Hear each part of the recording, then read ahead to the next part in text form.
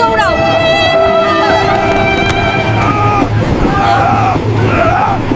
মেয়ে নিয়ে পালিয়ে গেল হাল্ক।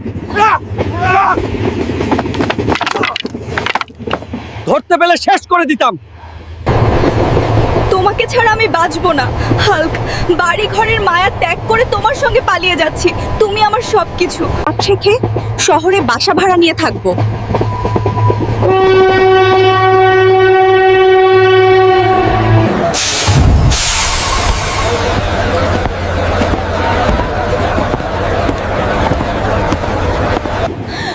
চোর চোর চোর চোর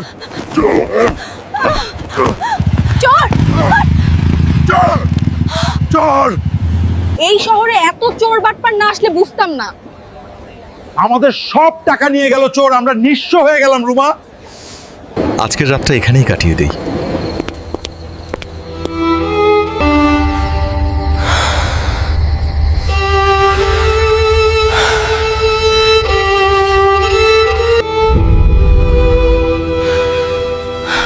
একটা বাসা ভাড়া নিতে হবে।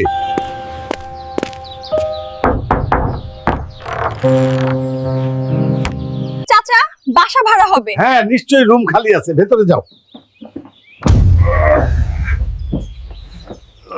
ভুলেই গেছিলাম, চাকরির ভাইবা দিতে যাচ্ছি। তুমি সারাদিন টিভি দেখো, কোথাও যাবে না। আচ্ছা জান পাখি, আপনার ছেলে আমাদের মন্ত্রীর মেয়েকে নিয়ে পালিয়েছে। সবাই বাড়ি ভেঙে দাও।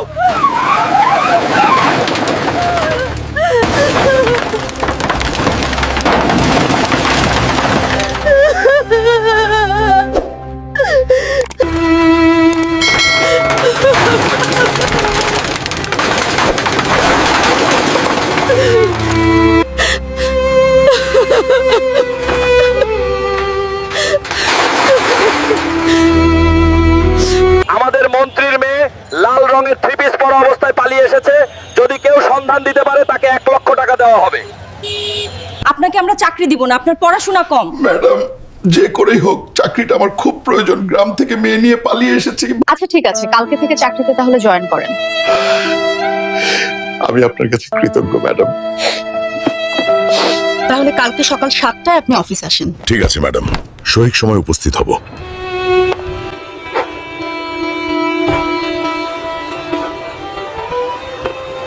অনেক খিদা লেগেছে, একটা রুটি নিয়ে আসি দোকান থেকে।